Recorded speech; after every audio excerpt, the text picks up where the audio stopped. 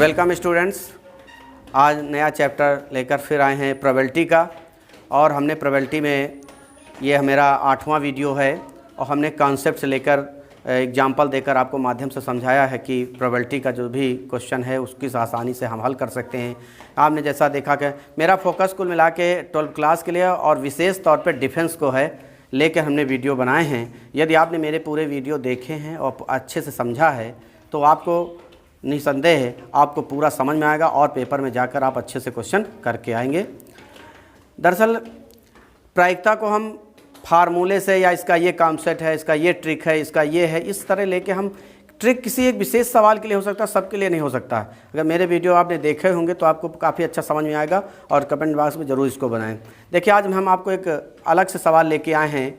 जो ये अंतिम सवाल है देखने में बहुत बड़ा लगता है लेकिन बहुत ही आसान होता है। इसको आप समझेंगे। हमने एक दिन बताया था कि किसी कार्य को जब करने में प्रतिबंध हो तो प्लस का निशान लगाते हैं, अगर प्रतिबंध ना हो तो वहाँ पर इंटू का निशान यानी गुणा का निशान लगाते हैं। हमने पुर्जी सह पुर्जी को लेकर नहीं बताया था कि उसमें बहुत डाउट रहता है कि अरे कैसे हो, इसमें कैसे समझा जाए। मैंने बहुत अच्छे से बताया। इसके माध्यम से आपको बताते हैं, आप केवल मेरे एग्जाम्पल को पढ़ें और इससे संबंधित आप जितने भी क्वेश्चन आप लगाइए। जो भी क्वेश्चन आपसे नहीं लगता है उसे कमेंट बॉक्स में आप कृपया भेजें तो हम नया वीडियो बनाकर आपको भी बताएंगे उसमें। तो चलते हैं, आपका ज़्यादा समय न लेते हुए क्वेश्चन में आते हैं। क्वेश्चन देखते हैं। एक थैली में 1 रुपये का एक सिक्का और 50 पैसे के 3 सिक्के हैं। दूसरी थैली में 1 रुपये के 2 सिक्के और 50 पैसे के 4 सिक्के हैं। तीसरी थैली में 1 रुपये के 3 सिक्के और 50 पैसे का 1 सिक्का है। यदि उसमें से किसी थैली को यदृच्छा लेकर उनमें से 1 सिक्का निकाला जाए तो इस बात की प्रायिकता ज्ञात कीजिए कि वह सिक्का 1 रुपये का हो। सवाल देखने में बहुत बड़ा लगता है बच्चों, लगता है कि सवाल हमसे नहीं लग पाएगा या इसमें हम नहीं निकाल पाएंगे। कुछ नहीं, जितना मैंने एक बात बताई थी कि जितना प्रायिकता का बड़ा क्वेश्चन होगा उतना ही वो सरल होगा। तो देखिए कैसे करते हैं। 3 थैले हैं। हमने मान लिया कि ये पहला थैला है, हमने माना ये पहला थैला है और ये दूसरा है, इसको थैला मान लीजिएगा, हो सकता है अच्छा थैला ना बना हो। ये पहला थैला है और ये दूसरा है। आपको समझाते हैं, आपको समझ में आ जाए, बाकी इतना लगाने की ज़रूरत नहीं पड़ेगी।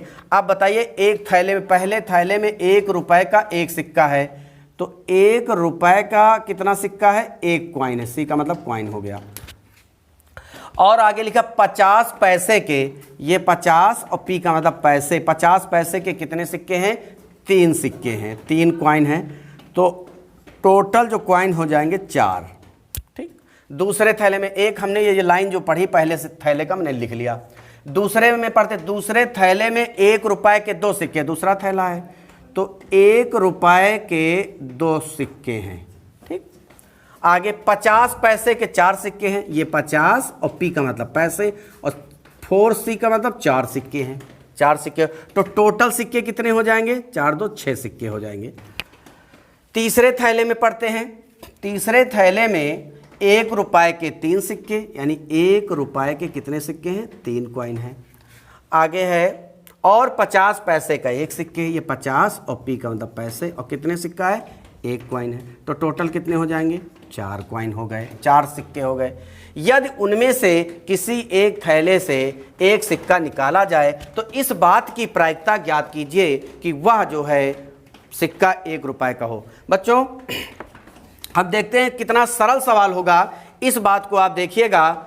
और एक थैले में जितने सिक्के, मैंने पहला थैला बनाया, दूसरा लिख लिया। पहले थैले में 1 रुपये का 1 सिक्का, 50 पैसे के 3 सिक्का, पहले थैले में टोटल कितने हो गए? 4।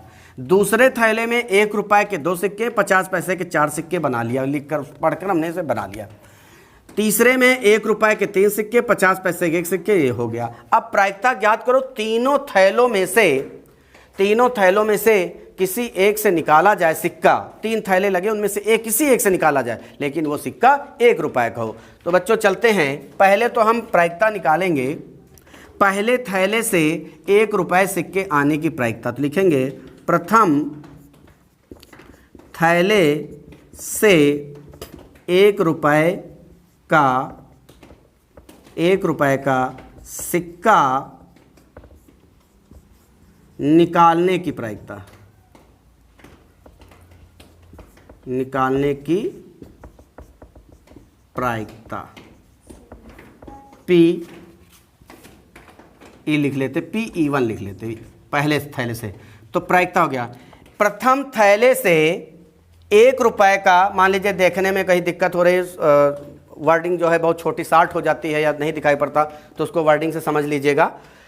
प्रथम थैले से 1 रुपए का सिक्का निकालने की प्रायिकता, प्रायिकता मैंने क्या कहा था बच्चों, कोई फार्मूला नहीं याद करना है, जो हमसे पूछा जाए बटे कुल। हमसे पूछा गया 1 रुपए पहले थैले में, तो 1 रुपए कितने सिक्के, 1, और बटे कुल कितने सिक्के, 4। तो ये हो गया पहले थैले से 1 रुपए सिक्का निकालने का 1/4। इसी प्रकार दूसरे थैले से 1 रुपए का सिक्का निकालने की प्रायिकता, इसको PE2 लिख देंगे, आती दूसरे से हो जाएगा। तो दूसरे सिक्के में 1 रुपए कितने सिक्के हैं, 2, और टोटल कितने सिक्के हैं, 6 हैं। इसको अगर आप हल कर लेंगे तो 2 का नंबर 2 3 1/3 आ जाएगा, 1/3 हो जाएगा।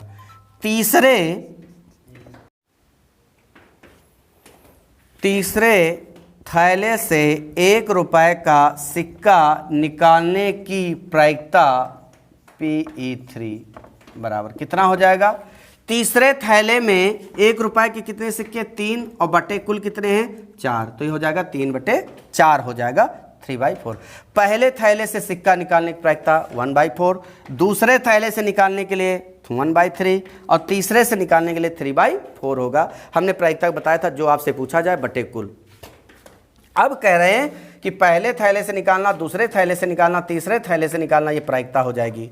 अब हमने आपसे बताया तीनों थैलों में से किसी एक थैले से निकले, ये बात कही गई है। यहाँ देखिए, मैं इस बात को कई बार मैंने प्रायिकता में बताया, उसके 2 मैंने वीडियो बनाए हैं कि उनमें से किसी एक थैले से लेकर एक सिक्का निकाला जाए तो इस बात की प्रायिकता ज्ञात कीजिए। मैंने बच्चों कहा था कि अगर आपको सवाल में लास्ट में प्रतिबंध दिया जाए तो प्लस का निशान लगाओगे, कुछ ना कहा जाए, स्वतंत्रता हो, वहाँ गुणा का निशान लगाए। आप बताइए, मेरे साथ पढ़िए, यदि उनमें से किसी थैली को यदृच्छा लेकर उनमें से एक सिक्का निकाला जाए तो उनमें से, यानी उनमें का मतलब 3 थैलों में से किसी लिखा है, किसी थैले को मानकर लिखा रहा है, यानी 3 में किसी से निकाला जाए। प्रतिबंध है, पहला भी हो सकता, दूसरा भी हो सकता, तीसरा भी हो सकता है।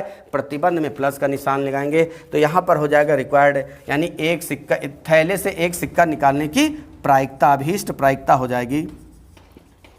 अभीष्ट का प्रयोग तब करते हैं जब आपसे जो क्वेश्चन पूछा जाए उसके विषय में आप बताना चाह रहे हैं। अभीष्ट प्रायिकता जो आपसे पूछे, अभीष्ट प्रायिकता को हम PE लिख देंगे, और PE बराबर क्या हो जाएगा, आपको पता है कि प्रतिबंध है, पहले से भी निकल सकता, अगर पहले से नहीं निकला तो दूसरे से निकल जाए, दूसरे से नहीं निकला तो तीसरे से निकल जाए, ये प्रायिकता क्यों। लेकिन बच्चों एक चीज़ और याद रखना, तीनों में निकल, लेकिन तीनों थैलों में से किसी एक थैले से निकाले, ये प्रायिकता सिक्के निकालने की प्रायिकता, और थैले से सिक्के निकालने की प्रायिकता, थैले में से निकालने के सिक्के, ये हो गया तीनों थैलों में से 1 रुपए सिक्का निकालने की प्रायिकता, यानी तीनों में किसी एक का निकल सकता है।